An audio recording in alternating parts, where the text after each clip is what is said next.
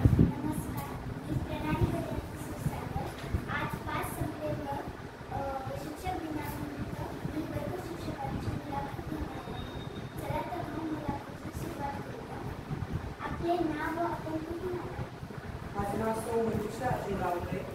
बीड जिल्ह्यातील दैसना या गावामध्ये आले. आपल्याला शिक्षक होण्यासाठी प्रेरणा कशी मिळाली? मी जेव्हा लहान होते तेव्हा मला हिंदी लाईक शिकवायला कुलकर्णी सर होते. त्यांची शिकवण्याची पद्धत, विद्यार्थ्यांना शिकवण्याची हातोटी हे सर्व पाहून मला एक आदर्श शिक्षक त्यांच्याकडे पाहून एक आदर्श शिक्षक काय असतो आणि आपणही भविष्यामध्ये विद्यार्थ्यांना शिकवावं ही प्रेरणा मिळाली. शाळेत शिकवताना आपल्याला सर्वात आवडता विषय कोणता? माझा सर्वात आवडता विषय गणित. विद्यार्थ्यांना शिकवताना सर्वात आनंदी क्षण कोणता वाटतो?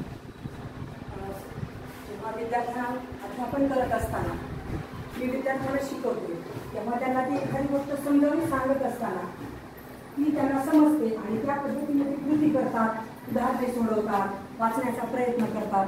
हे जेव्हा ते विद्यार्थी करतात तेव्हा मला खूप आनंद होतो. मुलांकडून कधी काही नवीन शिकायला मिळाले का? विद्यार्थ्यांकडनं त्यांचा जो उत्साह आहे, नवीन शिकण्याची जी त्यांची प्रयत्न असतात की आपल्याला एखादी गोष्ट नाही जमत आहे तर ते परत परत करतात ते आणि ते आपल्याला आलंच पाहिजे आणि त्यासाठी प्रयत्न करतात आणि ते आल्यानंतर त्यांच्या चेहऱ्यावरती जो आनंद असतो तो पाहून विद्यार्थ्यांकडनं म्हणजे मला ते शिकायला येतं की आपण शिकण्यासाठी किती प्रयत्न केले पाहिजे आणि त्याच्यानंतर जो विद्यार्थ्यांचा आनंद मिळतो तो खूप मोठा. विद्यार्थ्यांनी चांगलं शिकण्यासाठी सर्वात महत्त्वाची सवय कोणती? विद्यार्थ्यांना शिकण्यासाठी सातत्य ठेवणे आणि सतत प्रयत्न करणे ही सर्वात महत्त्वाची गोष्ट आहे. अपयश येतं, एखादी गोष्ट नाही जमत करायला, पण ती सतत प्रयत्न केल्यानंतर वारंवार त्या गोष्टीचा सराव केल्यानंतर निश्चितच विद्यार्थी त्यामध्ये पाहिजे. अभ्यासाबरोबर खेळ किंवा कला याचे महत्त्व काय आहे? अभ्यासाबरोबरच खेळ आणि कला यांचे महत्त्व आहे आणि या दोन्हीची सांगड, खेळ आणि कलेची सांगड लावून जर आपण एखाद्या विषयाचा अभ्यास करू लागलो तर एखादा अवघड विषय शिकण्यासाठी सोपा जातो. समजा काही मुलांना इंग्रजी शब्द पाठ करायला अवघड जातात.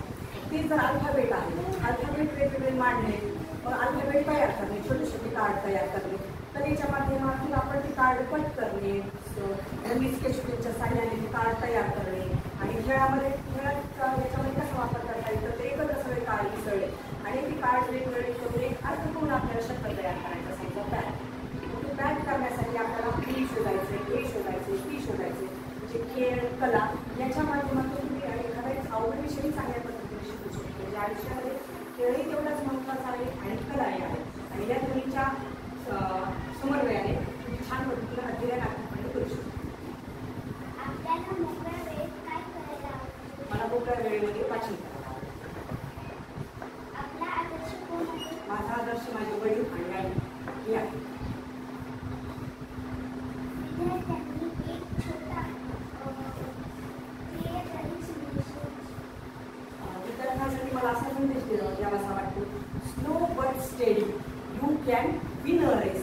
म्हणजे एखादी गोष्ट जर तुम्ही सातत्याने त्या गोष्टीचा सराव करत गेलात